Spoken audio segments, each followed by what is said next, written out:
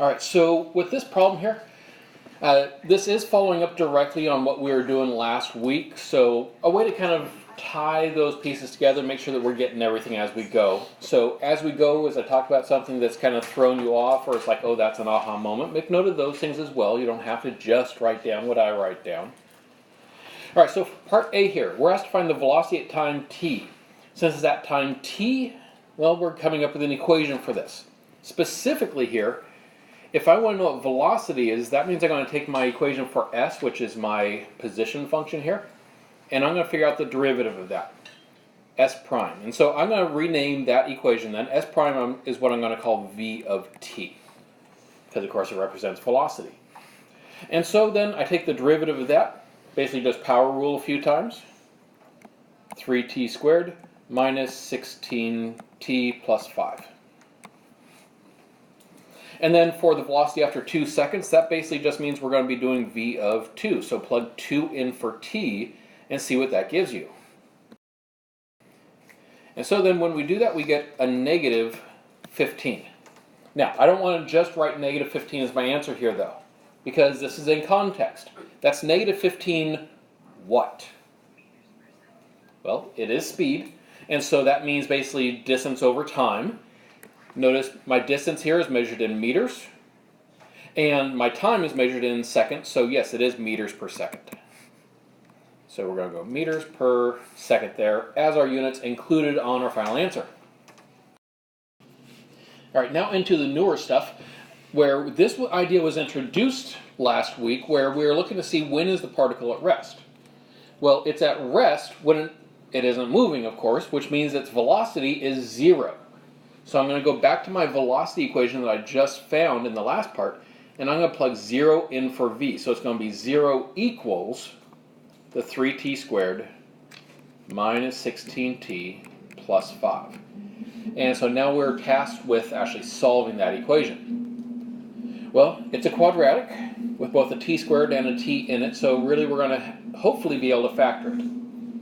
Because if it factors, then that tells us our answer. And if it doesn't factor, we have to resort to quadratic formula. So I'm hoping it factors. Now, as it turns out with this particular problem, yes, it is factorable.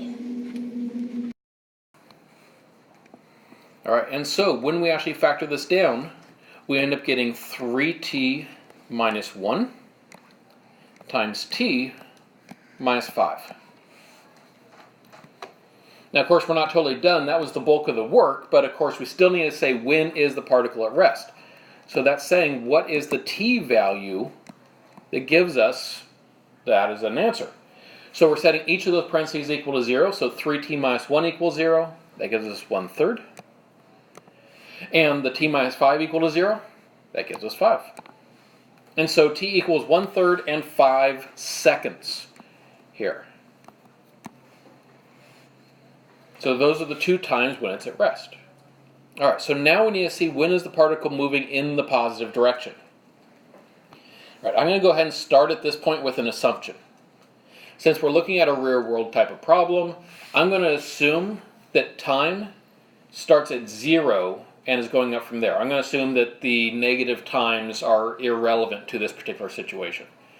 So, when looking to see when it's moving in a positive direction then, I need to see what's happening between 0 and my first resting point, because the resting points are where it changes direction. So my first resting point was at 1/3. So I go from 0 to 1/3. I'm going to look to see over that interval, is it moving in a positive or a negative direction here in a moment. Okay, and then I also need to look at the interval between my two resting points, so between 1/3 and 5. And then I need to look from 5 on up, which up from 5, we aren't told that this is only valid for a certain amount of time. And so we're just going to go ahead and put in infinity there. If we're told later that our equation is only valid for, say, 10 seconds or something like that, we can put that in at that point. All right. So now we need to actually check these to see when is it moving in a positive direction. Remember, that means we're actually just going to plug in some number that's in between those numbers. Some number that's within the interval, and we're going to see if it's positive or negative. So then for each of these, I want to pick some value within that interval. Now for the first one, it's actually starting at 0. That's just an endpoint, so I can go ahead and use 0 on that one. So if I plug 0 in for t, so basically figuring out what v of 0 is, what's that give me? So v of 0 equals 5. All right, so for that one, we end up getting a positive. So because we found all of the zeros when we did the work up here, we can know that every point within there is positive. All right, next up, I need some point between 1/3 and 5. Back in part B, we figured out already what v of 2 was. So we don't need to do a whole new calculation. You can if you really want to, but I already did the calculation for v of 2, so I'm going to go ahead and use that. That gave us a negative 15. So I know that that interval is negative. All right, and then for our last interval between 5 and infinity, notice the 5 is not included in that interval because that's one of the points where it's resting. So I need a number that's not 5, but it is greater than 5. I'm just going to go ahead and use 6 because I don't have any reason to pick anything else at the moment. So let's go ahead and do v of 6. And when we do v of 6, we should find that it is 17. And really all I care about is the fact that it's positive. All right, and so now I know that over each of these intervals, which ones are positive, and which one, in this case, is negative. That work was just telling me that information, just knowing when it's positive and negative. So technically the answer to this particular problem, because it's just asking when is the particle moving in the positive direction, it would be from 0 up to 1/3 and 5 to infinity. That's technically what we'd then say is our actual solution for when it's moving in a positive direction. But the rest is going to be useful information to have at hand here in a little bit, as you'll see. Now this is the type of problem that really started giving us some trouble when we first saw it in the investigation. Because remember, this is the one where we can't just say, I'm going to figure out how much distance we traveled at the end and take away the distance that we started at. We can't just do that here. Because remember that when I look at the graph of something like this, the graph is actually like going out, then back, and then up again. And we want to know the actual total distance traveled. If we just do this, that tells us what's called displacement. Displacement is just how far was it from start to end. The distance traveled is like if you're actually walking this, how far did you walk? Or like if you're walking it, what is your Fitbit showing you? How many steps did it take to make this trip? It's not just a matter of start and end only. So in this kind of a problem, I'm going to have to look at the distance from here to here. So I'm looking at this distance. And then I have to look at the distance between, let's go with a different color here and here, because I then need to figure out what is that distance. And then I need to figure out that distance from that point at the bottom again to wherever it is that we're ending, which in this problem is going to be up at 8. All right, so to do that, basically what I need to do is I need to find that S value at the endpoints, yes, but also at each of those resting points in between, because those resting points are where it's turning. So like where it stops going up and then starts going down. So that means I need to figure out first the distance traveled on the interval from 0 to 1/3. And then I'm going to need to find the distance traveled between 1/3 and 5. And then I'm going to need the distance traveled between 5 and, now I go to my endpoint, which is at 8. So I need to find the distance traveled between each of those, which means, yes, you are actually going to find the S values of each of those. So like S of 0 and S of 1/3. So plug those numbers into our original equation up here, figure out what they equal. And notice for each I'm plugging them back into the S function, the distance function, the displacement function, because that is the one that's telling me where this thing is located. I'm not plugging it into the velocity function. I'm not interested at the moment about how fast it's going, just where is it. All right, and here are those values that you should have found for each of those. All right, so now that we have these values, I now am finding the distance in each of those intervals, which means I'm finding the difference between those 2 points. So for instance, like on this first one, I do 0.81 minus 0. Of course, that's just 0.81. Okay, for the second one, it'd be like doing negative 50 minus 0.81, which is a negative 50.81. But I'm actually looking just at distances. I'm just looking at how far has this particle traveled. So the negative actually isn't applicable here. I'm okay with the fact that I'm going in the negative direction, but I've actually walked a positive 50.81 if I'm walking this. And so the particle is actually moved by 50.81. And then we do the same thing with that last one, 40 minus the negative 50. So that gives us 90. So if I want to know the total then, what is the total distance traveled in the first 8 seconds, what I'm really doing then is I'm just adding those 3 distances. All right, so when we add those then, we get 141.62. Now again, let's think units. What are the units going to be on this number? Since this one's talking about the distance traveled, that means that yes, our units here are just the meters.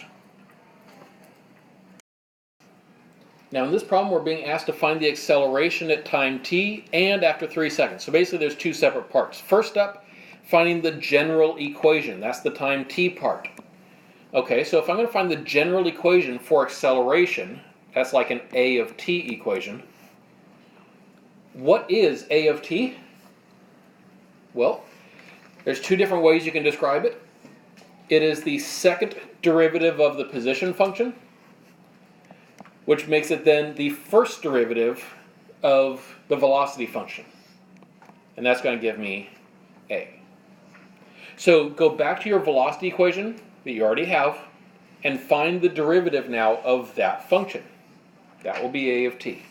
And then once you have it, go ahead and figure out what's our acceleration after 3 seconds. You should find then for your acceleration equation that you get 6t minus 16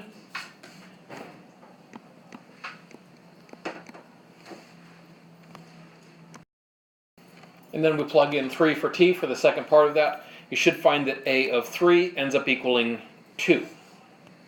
But again, now we got to talk units. And so this is the derivative of velocity, right? And so it's how fast the velocity is changing. Because, of course, the derivative, remember, always represents a rate of change. For those of you who have gone through physics a lot, this is probably a little bit more familiar. Those of you who might have gotten a little rusty with your physics, that's why I'm going to take a moment here to talk through it. Because if it's the velocity and how fast the velocity changes, my units start as my velocity units, which is meters per second. And we're saying how fast do the meters per second change every second. And so our units then end up being this weird idea of meters per second per second. Now, that can get really ugly, especially with some of the really big units and things like that. And so physicists have a tendency to change the way that gets written. Instead of saying meters per second, they shorten it up. And so that's where we end up getting this meters per second squared. That's what really that meters per second squared is. It means meters per second per second. And so that's your final units for this. It's 2 meters per second squared.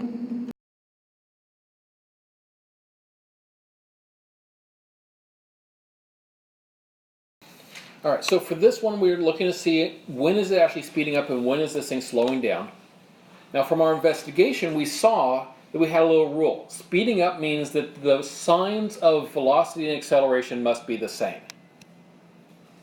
Well, what that really means is that it can happen when v is positive and a is positive, when velocity and acceleration are both positive, or it can happen when v is negative and a is negative.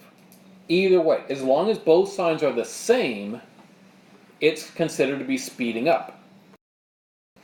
All right, so if I'm going to figure these out then, I need to first know when is the velocity positive and when is the velocity negative. Well, we actually found that earlier. Back in part D, we already figured out when the velocity was each. I know the velocity is positive on the interval 0 to 1/3 and let's see here, 5 to infinity.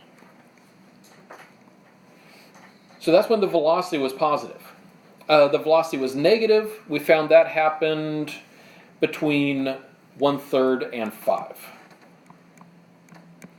But now I need to figure out what is it for acceleration. When is acceleration positive and negative? Well, let's go off to the side here and actually do that work. Remember that we found that the acceleration equation was 6t minus 16. If I'm going to figure out when it's positive and negative, that means I need to figure out where the 0 is in between those. So I'm going to plug 0 in for a and solve that for t. Okay, so let's go ahead and solve this for t. So I'm going to add 16 to both sides, divide both sides by 6. That gives me 16 over 6, which I really do want to reduce, because if I have a fraction, I always like to reduce it. So 16 over 6 reduces to be 8/3. So again, what does that mean? This is when the acceleration equals 0. Now, as you can tell from the equation, it's a line. So the only question is, on which side is it positive and on which side is it negative? And we could either look at it and say, hey, it's a line with a positive slope, so I know it must be negative on the left and positive on the right. Or you could actually just plug in a couple values, like plug 0 in for t and see that it's negative. Plug in a number bigger than 8/3, like 3, which we already did, and see that it's positive.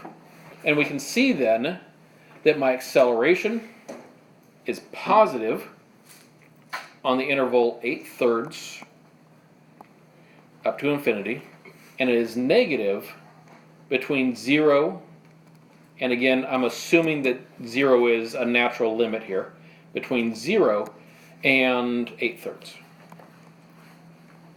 So if I want to know then, when is this thing actually speeding up, I then need to look between these intervals here and these intervals here and see where do they overlap. The overlapping regions is where both of them are positive or both of them are negative. So let's start just with this one.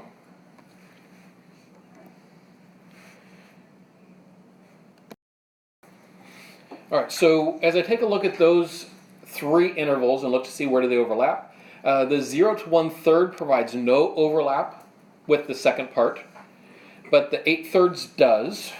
From 8/3 up to 5, we aren't overlapping, but we are overlapping after 5. So my final interval here where they overlap is from 5 to infinity. So that's where they're both positive. That is where our velocity is positive and our acceleration positive. That's how I get that part of my answer, because yes, that is part of my answer.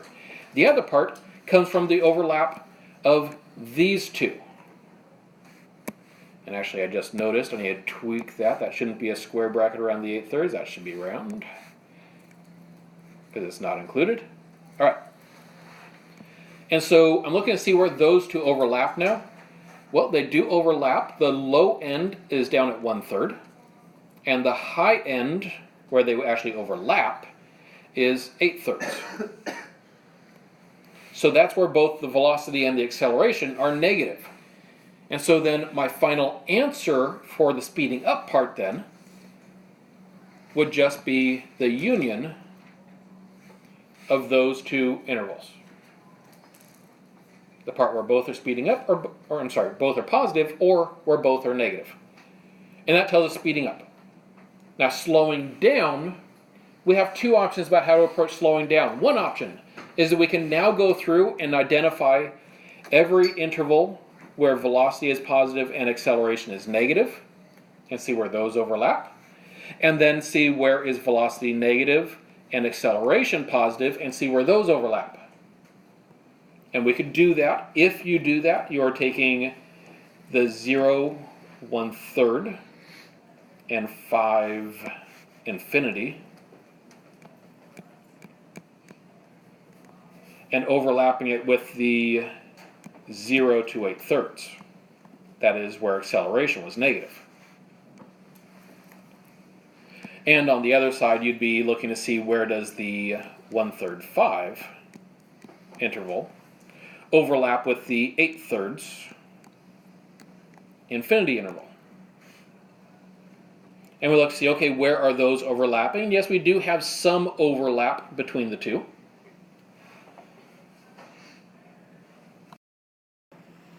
For this first interval, the left side there, we could see that it is overlapping between 0 and 1/3 only. And then the one on the right, overlapping between 8/3 and 5. And so my final answer for slowing down would be the union of those intervals. Now I said that's one way to do it. The other way you could do it is that you could say, okay, well, it's slowing down whenever it's not speeding up or at rest. And so it's just taking that interval set that we had there and taking everything that wasn't already included.